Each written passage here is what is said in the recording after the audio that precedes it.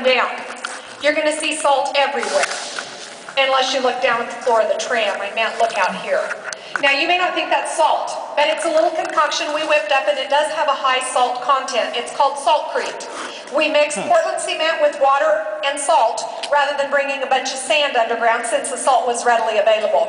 The salt you see on the walls around you is the salt in its original mine condition. The mine opened in 1923, was opened by Mr. Emerson Carey. They are still actively mining salt from this mine using the original hoist that he drilled in 1922 to 23, and it's located about a quarter mile that direction. In 1959, a second company joined Mr. Carey's salt company underground. This company that was formed was a record storage company called Underground Vaults and Storage. Matter of fact, your bank may store records down here. A lot of banks and medical places do store records in this secure facility. Underground Vaults and Storage is best known for storing the original fine-grained films for Hollywood, for the movie industry. They actually store for all but one of the major motion picture studios. And we'll learn more about their company as we move along. Now, Kansas Underground Salt Museum, we're the newcomers on the block. We've only been down here 2 years. And we share this hoist with the Underground Vault Storage Company. The room you're in right now is called the Great Room. It's an example of the earliest days of mining back in the 1920s and 1930s. And they would do one large room with a dead end. I know you're looking up there saying, Kelly, it doesn't have a dead end. Well, it used to have a dead end. We had to blast through it. We're going to see some other patterns of mining as we move through. Right now, I'm going to get the tram started. And I will remind everybody you need to stay seated at all times and keep your hands and feet inside the vehicle. If you have a camera with you, you're more than welcome to take still photos. We do ask that you not take any video camera photos, however. And that's because there are 3 separate businesses underground that we need to respect the privacy for. Besides the museum, we do have underground vaults. And then, of course, the mine, Hutchinson Salt Company, as it's now called. If you're looking up, you might notice the green Airport Road sign. Yes, that's accurate. That's really where Airport Road is located. So if that helps you get your bearings, you're heading east. Pay attention to that. I might ask you for directions later when we try to get out of here. Now we're heading into the Narrows. The Narrows is the most recently mined area.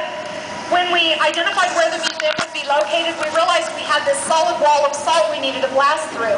Well, no problem. We called the miners and asked if they'd come blast through. You'll notice over there on the right, they tagged their names on the wall when they got done. Well, the miners were happy to come blast through because they got overtime pay. They looked at their map and it said they needed to blast 50 feet. If you're paying attention to the length of the tunnel you're traveling through, you'll realize that their map was wrong. 16 hard hours labor, they finally got through the other side. Their map was wrong, it was 130 feet. Over to your left is the gallery area. I'm going to take you on about a 35-minute tour we call the dark ride, and it will be a guided tour. When we get done with the dark ride, I'll drop you off at that gallery so you can explore more about salt mining on your own. And in case you wanted to take a souvenir home, Carmel's over there in the Salt Cellar gift store, and she'd be happy to sell you something. She has kind of a theme going on. There are salt and pepper shakers, salt t-shirts, saltwater taffy, salt lamps, and t-shirts with salt sayings on them. Behind there is our event center behind the curtain. We do rent our event center out for weddings, meetings, class reunions, family reunions, and the like. The awesome thing, other than the environment down here, which is surely incredible, the awesome thing about having your meeting in our underground facility is that no one at your party will be interrupted by a cell phone call. I promise. Over to your left is part of the original rail bed system. The rail bed was the lifeblood of the mine from 1923 to 1983 when they abandoned that and moved to a more modern conveyor belt system. And the red wagon that you see, that's the explosive car. They blast to remove the salt from the mine. In the earliest days, they blasted using dynamite, which they discontinued in the 1950s. Today, they use a product called ANFO, and they mix it with diesel fuel. It's 68 degrees with 40% relative humidity, 365 days out of the year. It's an awesome job. I get to come out and volunteer on weekends because I have another job that I do during the weekdays. But it's always fun out here because we never need bug spray. We never have a bad hair day. It just really is a pretty nice environment. You may, if your eyes have adjusted and you're looking around, you may have noticed that this is different than the Great Room. The ceiling is much lower. And you'll notice that you'll see a 40-foot by 40-foot pillar on either side, and then a 50-foot room, and then another 40-foot pillar.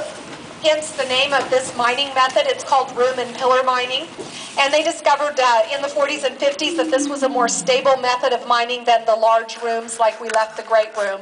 And so they began mining this way. If you can think of the room and pillar, what really works for me as an analogy, it's like a great big waffle iron, and we're the batter rolling through the waffle iron. Oh. Sounds a little silly, but that's kind of how it works. Over there to the right, you see the ribs in the wall. These are just the patterns left by the original dynamite blast. Back in the 1950s and 60s when this area was mined, they could get about 8 to 10 foot per blast. And as we roll overhead, as we roll forward, I'll invite you to look overhead, and you will see a chewed out piece of salt with some really interesting scroll-like patterns.